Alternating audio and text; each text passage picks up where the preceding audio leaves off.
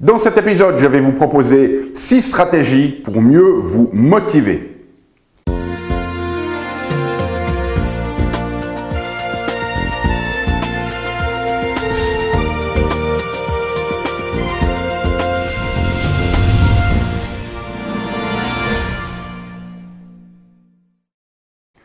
Parce que la vie est bien trop magique pour être petite et que nous avons tous besoin d'une prescription pour grandir en conscience et faire que nos rêves dévorent notre vie. Bonjour, je suis le Dr Yannick Pauly. Bienvenue à un nouvel épisode d'une grande vie où chaque semaine je vous propose de découvrir des stratégies pratiques pour grandir en conscience, qu'elles soient d'ordre physique, émotionnel, psychologique ou spirituel, parce que c'est cette conscience qui est au cœur d'une vie pleinement vécue et de notre évolution en tant qu'être humain. Alors, dans cet épisode aujourd'hui, ce que je vais vous proposer, eh bien, ce sont 6 stratégies pour mieux vous motiver parce que je ne sais pas vous, mais moi en tout cas, au niveau de ma personnalité, il y a une lutte entre deux personnes.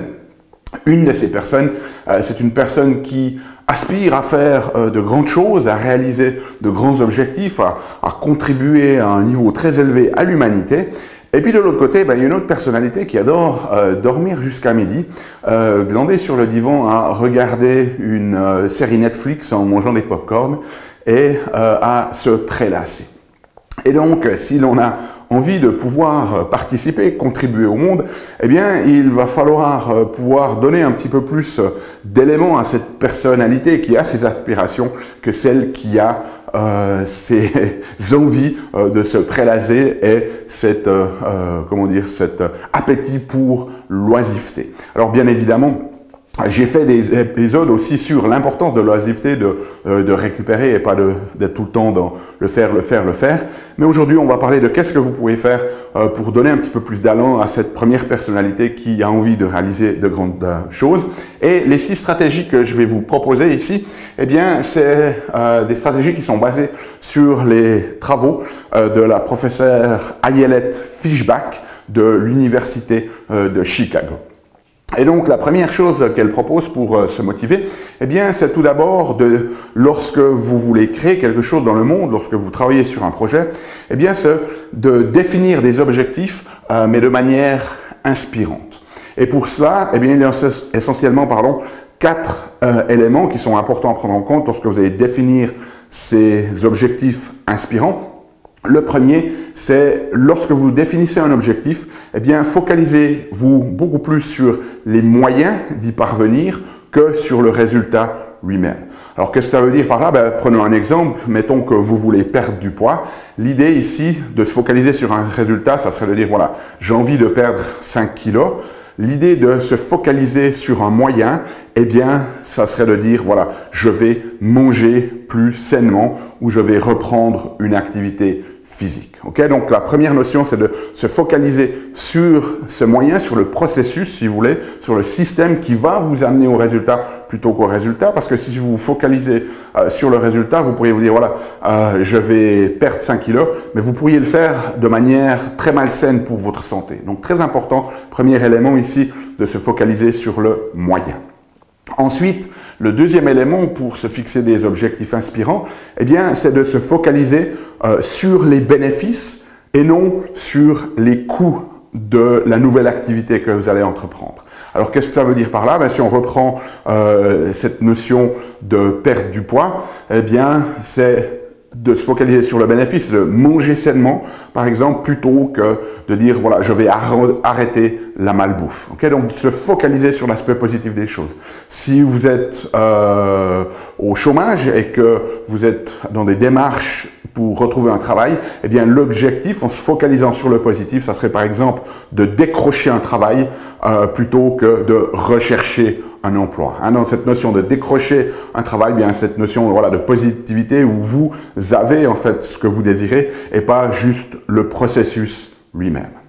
Quatrième élément, lorsque vous définissez des objectifs inspirants, c'est de se focaliser sur ce que la professeure Fishbach appelle la voie du milieu, c'est-à-dire que vos objectifs, ils doivent être de l'ordre du possible, mais s'approcher aussi un petit peu de l'impossible. C'est-à-dire qu'il faut qu'ils soient suffisamment impossible pour nous donner vraiment l'envie, l'inspiration, la motivation d'aller après eux. Si c'est des objectifs qui sont trop faciles à atteindre, eh bien, ça va diminuer notre capacité de se motiver. C'est comme si vous allez jouer au tennis contre quelqu'un qui est 4 fois moins bon que vous. Au bout d'un moment, vous n'allez pas aller donner le meilleur de vous-même parce que finalement, c'est trop facile. Donc, il faut que ça soit réalisable, mais pas non plus trop facile, que ça demande finalement de donner quelque chose en plus, que ça vous challenge d'une certaine manière. Okay? Et puis, le dernier élément, très très important dans la définition de ces objectifs importants, eh bien, c'est que intrinsèquement, vous devez avoir du plaisir dans ce que vous faites. Donc, si le processus que vous mettez en place, vous n'avez pas une notion de plaisir, si le processus en lui-même ne vous fait pas plaisir, eh bien, même si le résultat, lui, pourrait être très intéressant pour vous, eh bien, ça va être très difficile de continuer à vous motiver. Okay? Ensuite, deuxième stratégie, proposé par la professeure Fischbach, c'est de définir votre cible, c'est-à-dire quel est l'objectif, cet objectif-là, et de le faire surtout de manière très mesurable. C'est très très important de donner une idée avec précision parce que le fait de mesurer en fait ce que vous voulez accomplir, ça va vous permettre non seulement de monitorer, si vous voulez, les progrès, ça va vous permettre aussi d'ajuster vos efforts. Et donc, la notion ici, par exemple, c'est si vous dites, voilà, j'ai envie de gagner plus d'argent, eh bien, ne dites pas juste cette phrase de manière générale, mais mettez, par exemple, un chiffre très précis, comme ça vous allez pouvoir monitorer vos progrès. Et l'une des choses que vous pouvez faire, par exemple, mettons si on reprend cet exemple où vous voulez avoir plus d'argent et que vous définissez que ça serait 50 000 francs ou 50 000 euros, eh bien vous pouvez aussi utiliser ce que l'on appelle des dates limites multiples, c'est-à-dire que vous pouvez vous mettre ces petites échéances, c'est pas de vous dire voilà, dans 12 mois j'aurai généré 50 000 francs, mais ça pourrait être de dire par exemple, ben voilà, d'ici un mois j'aurai généré 5 000 francs et d'ici 3 mois j'en aurai généré 20 000 et ainsi de suite. Donc au lieu d'avoir juste ce chiffre précis final et une date limite finale, vous pouvez vous mettre des étapes si vous voulez avec des dates limites à atteindre pour chaque étape. Ça va favoriser à la motivation. Ensuite, troisième élément pour améliorer cette motivation, c'est de monitorer vos progrès. Et pour cela, ce qu'il faut faire, c'est aussi périodiquement, lorsque vous avancez, que vous êtes fixé cet objectif devant vous, eh bien pas juste d'avoir cette vision sur cet objectif ici, parce que c'est un peu comme l'horizon, vous avancez, mais une fois que vous arrivez à cet objectif, vous aurez d'autres aspirations. Donc on est toujours un petit peu dans cette dynamique, j'en ai déjà parlé dans d'autres vidéos, où une fois que vous êtes arrivé, eh bien vous voulez aller encore plus loin. Donc c'est un peu comme avancer vers l'horizon, vous ne l'atteignez vraiment jamais. Donc, le fait d'avoir cette première cible, ce premier objectif-là, ça va déjà nous aider à ne pas être toujours dans cette course folle, si vous voulez, vers l'avant, mais aussi de régulièrement regarder vers l'arrière pour voir les progrès. Un exemple concret, par exemple, c'est lorsque j'écris des livres, j'en ai écrit plusieurs, eh bien, la notion, c'est d'imprimer régulièrement, en fait, sur papier, les pages qui ont déjà été écrites. Et cette notion-là, alors ça me sert parce que j'aime corriger sur du papier plutôt que sur l'écran aussi, mais ça va aussi me servir de voir, voilà, ah oui, j'ai le nombre de pages écrites qui augmente. Donc au fur et à mesure en fait que j'avance dans l'écriture et que j'imprime ces pages, eh bien je vois cette épaisseur, si vous voulez, de pages qui continue d'augmenter. Et puis ça, c'est quelque chose de très motivant. Okay. Ensuite, quatrième élément ici, dans la stratégie proposée par la professeure Fischbach, eh bien, c'est de faire attention à ce qu'elle appelle le long milieu. Alors, le long milieu, c'est quoi? Eh bien, si vous prenez votre projet, qui a ici un début et puis ici la fin où vous êtes arrivé à votre objectif, eh bien, le long milieu, en fait, c'est cette partie interne. Au départ, lorsque l'on commence, on est en général très motivé, très inspiré. C'est pour ça qu'on se lance dans ce projet. Et puis, vers la fin, lorsqu'on arrive vers la fin du projet, eh bien, on est aussi très motivé parce qu'on est en train de voir le bout, si vous voulez. Mais entre deux, il peut y avoir ce long milieu, un peu comme une traversée du désert où on se dit, oh, mais là, surtout si c'est des projets qui sont de plus longue durée, mais pourquoi je me suis lancé là-dedans, est-ce que je vais vraiment y arriver? Et là, ce qu'elle conseille, c'est vraiment un petit peu de diviser ce projet en deux. Et lorsque vous êtes dans la première partie de votre projet, eh bien, focalisez-vous sur les progrès que vous avez faits par rapport à votre point de départ. Okay? Et une fois que vous avez passé le point central, ce milieu, si vous voulez, eh bien, commencez de focaliser votre attention sur l'arrivée, sur la fin ici. Donc, si vous étiez dans une course, sur la première moitié de la course, focalisez-vous sur les progrès que vous avez faits par rapport à la ligne de départ. Et une fois que vous avez passé la moitié, commencez de vous focaliser sur la ligne d'arrivée. Ça va vous aider à ne pas perdre la motivation dans cette longue période ici de milieu où l'excitation, si vous voulez, du départ commence de s'amenuiser et où l'on n'est pas encore dans l'excitation de voir la ligne d'arrivée. Okay?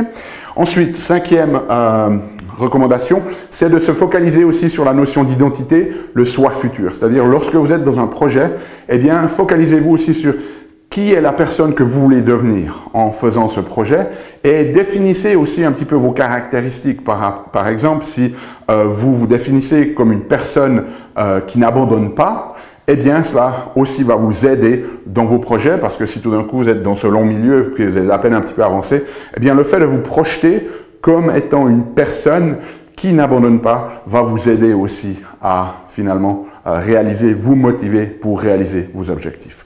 Et puis finalement, dernière recommandation, dernière stratégie, c'est de conseiller les autres sur vos zones de difficulté. C'est-à-dire que lorsque vous avez des problèmes, par exemple un obstacle, eh bien n'hésitez pas à en parler autour de vous comme si vous leur donniez un conseil de comment surmonter cet obstacle. Et lorsque vous prenez cette dynamique un petit peu de recul, comme un maître, comme un professeur qui enseigne quelque chose, eh bien très souvent ça va vous permettre de débloquer, de trouver des solutions inspirantes et créatives et nouvelles, si vous voulez, à vos propres difficultés. C'est-à-dire qu'au lieu d'être dans cette dynamique, d'être pris, si vous voulez, un petit peu dans la tempête, eh bien c'est comme si vous agissiez comme un sage conseiller envers vous-même et en conseillant les autres, eh bien ça va vous aider à intégrer cela vous-même.